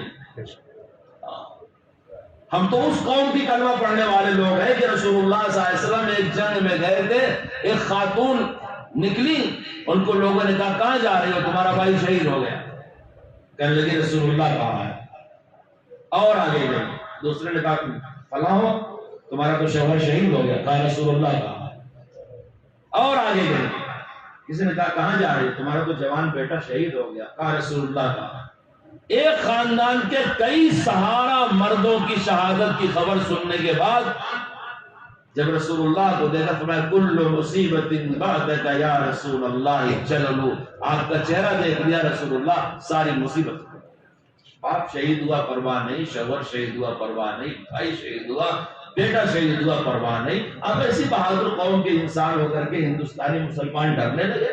بزدلی اور ایمان ایک دل میں اکٹھا نہیں ہو سکے. کربلا کا اتنا زبردست واقعہ پیش آیا. حضرت زینب، حضرت حسین کی بہن، حضرت حسین شہید ہوئے، خاندان کے 62 چھوٹے بڑے لوگ شہید ہوئے. انہوں نے انہی شہیدوں کے بیچ میں مصلی بچھایا، نمازیں ادا کیا، تہجد ادا کیا، دعا کیا. اتنی بہادر قوم رسول اللہ صلی اللہ علیہ وسلم کی نواسی، آپ ان کا نام لیں. کیوں ڈرتے ہیں؟ کس چیز سے ڈرتے ہیں؟ ملک پہ دستور ہے، قانون ہے، علماء ہے، ادارے ہیں، تنظیمیں ہیں. آنکھوں میں آنکھیں ڈال کر کے بات کرو، اخلاق خراب نہ کرو. ہاں، اگر آپ بدتمیزی کریں گے، قانون کو ہاتھ پہ لیں گے، جذبات میں آئیں گے اور وہی کام آپ کریں گے جو غلط کام دوسرے لوگ کرتے ہیں، تو ضرور آپ کو ڈرنا چاہیے، کیونکہ آپ نے رسول اللہ والا اخلاق چھوڑ دیا. اگر آپ اخلاق کے ساتھ کھڑے ہوئے ہیں، قانون کے ساتھ کھڑے ہوئے ہیں، دستور کے ساتھ کھڑے ہوئے ہیں، خوف کھانے کی ضرورت نہیں ہے. کوئی کسی مرحلے میں آپ کو نیچا نہیں دکھا سکتا. فکر کرنی ہے ساری بیواؤں کی، سارے یتیم کی، سارے مظلوم کی، سارے پسماندہ کی، سارے تعلیم سے دور لوگوں کی، سارے قیدیوں کی، ہم سب کی فکر کریں گے، خدا ہماری فکر کرے۔ جو دوسروں کو نفع پہنچانے کی فکر کرتا ہے اسے اللہ تعالیٰ خود نفع پہنچا دیتے ہیں، اور جو نفع کھینچنے کی فکر کرتا ہے یاد رکھو وہ خود محروم رہتا ہے۔ اس لیے ہم کو مرثیہ پڑھنے سے زیادہ حالات کا صحیح تجزیہ کرنا چاہیے اور اپنے خیالات کو درست کرنا چاہیے اور اپنے علماء اور اکابر اور اپنی جماعتوں پر اعتماد کرنا چاہیے۔ جیسا میں حاضر ہوا تو بات چل رہی تھی کہ مسجد سے جڑ کر کے اپنے سارے کام کرنے چاہیے۔ ہماری مسجدیں ہمارے محلے کے لیے پناہ گاہ اور مضبوط قلعہ ہے، یہاں ایمان کے انوار نازل ہوتے ہیں۔ جن گھروں کا تعلق مسجد سے ہوگا اس گھر تک خیر پہنچے گا۔ کائنات کی بہترین جگہ مسجد ہے، ان مسجدوں کے مشورے میں جڑیں گے، یہاں کی فکروں سے جڑیں گے، یہاں کی جماعت اور جمعہ سے جڑیں گے، یہاں کی تفسیر تراویح سے جڑیں گے، انشاءاللہ ہمارے نسلوں کا دین محفوظ رہے گا۔ اللہ تعالیٰ مجھے بھی توفیق عطا فرمائے، آپ کو بھی توفیق عطا فرمائے۔ میں نے بہت سمیٹتے سادہ لفظوں میں مختصر انداز میں آپ کے سامنے چند باتیں پیش کی۔ میں خود بھی عمل کا محتاج ہوں، آپ میرے لیے دعا کریں، میں آپ کے لیے دعا کرتا ہوں۔ اللہ تعالیٰ کہنے سننے میں جو کمی کوتاہی گستاخی بے ادبی ہو معاف فرمائے، اس کے شر سے ہماری حفاظت فرمائے، ہم سب کی اصلاح فرمائے، ہم کو رسول اللہ اور صحابہ کے نقش قدم پر چلنے کی توفیق عطا فرمائے۔ جن لوگوں نے بھی آج کی اس پروگرام میں جس طرح سے بھی محنت اور مدد کیا، اللہ سب کو اپنی شاہانہ اجر عطا فرمائے، اس کے فائدے کو متعدی فرمائے، دیر پا دیر اثر فرمائے، آمین۔ وآخر دعوانا